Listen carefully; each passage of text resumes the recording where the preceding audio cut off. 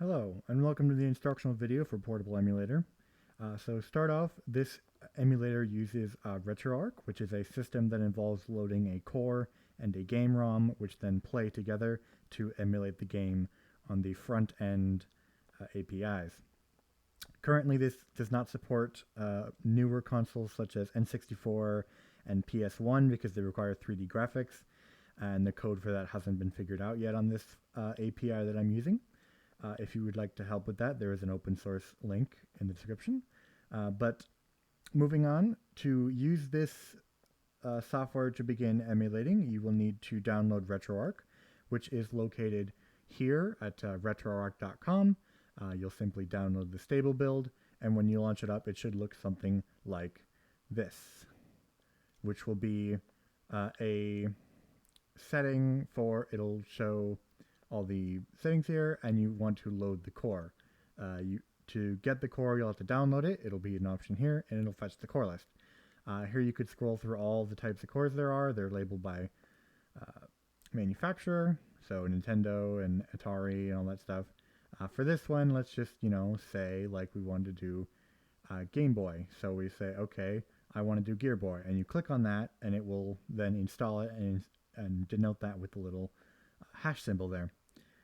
So then going back to the emulator itself, it will be here, and this is the UI. It'll have loading the game ROM and core, and then starting the game, and creating and loading save states, as well as unloading the game there on the left.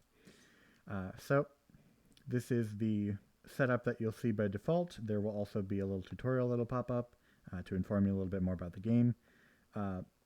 But to get started, you simply go load game ROM, and I want to emulate this game called Sheep It Up, which is a game located here. It's a free to download Game Boy, regular Game Boy ROM on drludos.itch.io. It's totally free to download.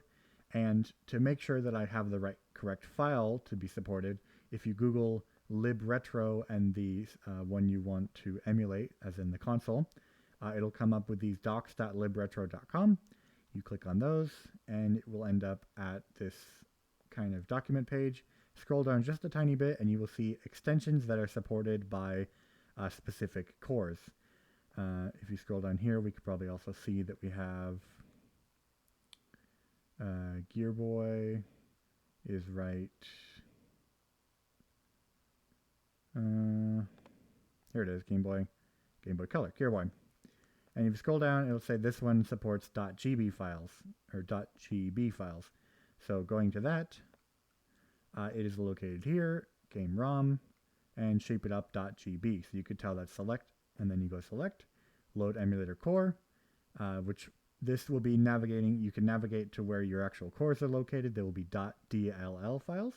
You select gearboy libretro.dll, select it, and click Start Game. And that will start the game on the emulator console.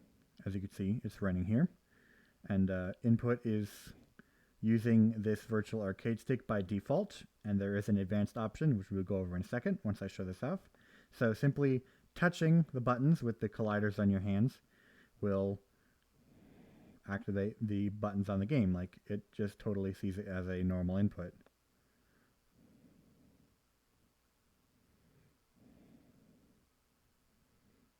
And there you go. And just to prove to you, this also has joystick input.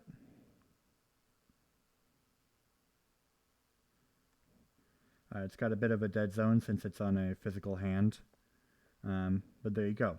That is input for a basic setup right here. If you want to use controls from your actual controllers here, you simply go to the UI here, and you select, you check Enable Virtual Arcade Stick, and that will disable the setup. And now it will disappear, and you will have inputs coming from your controller. So if I press A here on my controller, it will actually begin responding to my inputs on my controller. For instance, my left control stick is the D-pad, and I can interact with this as I wish.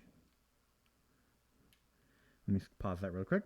And so you can see that the inputs here will be using your controllers. Now, obviously, if you're in a game, the game will still be seeing your controls. To avoid that, I will demonstrate it now by going into, let's just say, Phasmophobia. And I will cut to that when we are loaded in. Alright, now that we are in Phasmophobia, as you can see, if I were to do inputs on my controllers like normal, obviously the game will see them and move around with them. To play a game, essentially you have to activate a quick set of actions which blocks input to the main game, but the portable emulator will still see input and allow you to do that. So depending on the bindings of the game that you're playing, you may be able to also rebind your movement controls to a different button. For instance, on the index controllers, you could rebind the trackpad to be your movement instead of the left thumbstick, or the right thumbstick to be your movement in the main game. It's entirely up to you. But to accomplish that, simply go to Show Bindings on the upper left of the UI, and it will take you to this Bindings for Portable Emulator. Click back, and it will have the game that you currently have playing at the top there. Click on it. So for instance, that'll be here for Phasmophobia. And you can see here, I have a Index Controller Legacy Defaults, that's by the developer, and Empty Binding, which is my created one. But simply what you would do is go to Edit, and you would go ahead and delete all these controls to show to any buttons that you don't want the game to be seen, the main game to see. You simply delete those. So I already have them deleted in my other binding. Quick note about this whole menu is to be very careful. Do not click buttons too fast or it will lock up. If it ever locks up, you have to restart SteamVR to get it to start responding again.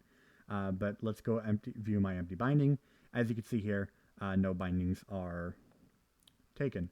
So I will simply go activate. And now Phasmophobia cannot see my inputs. I am using a trackpad, and to prove that to you, I'll simply load up the game again.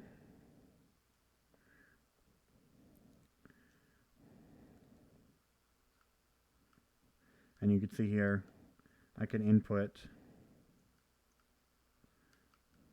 and it's not seeing any inputs into Phasmophobia.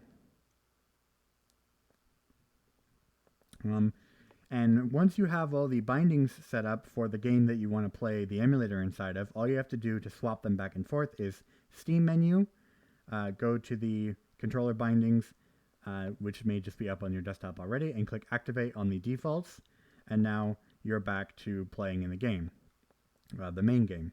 And so swapping back again, you go Steam button, Activate on the empty binding, and then now you can't move around now your inputs are safe for the emulator.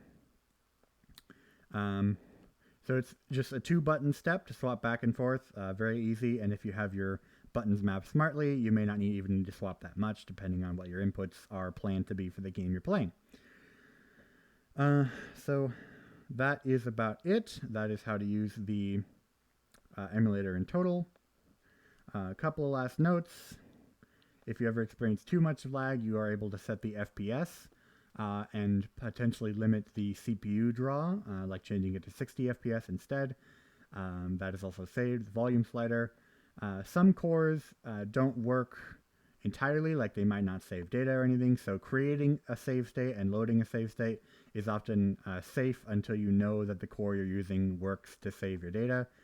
Unloading the game will always save your ROM data, so it should do normal save state data, or normal ROM data, like your profiles in a game are saved on the physical ROM of the cartridge.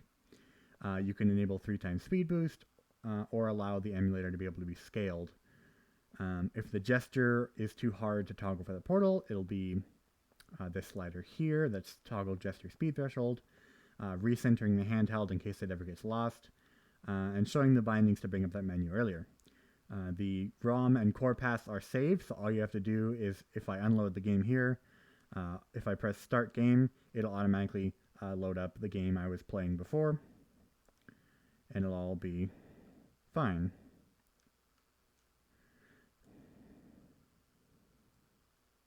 And so that is about it.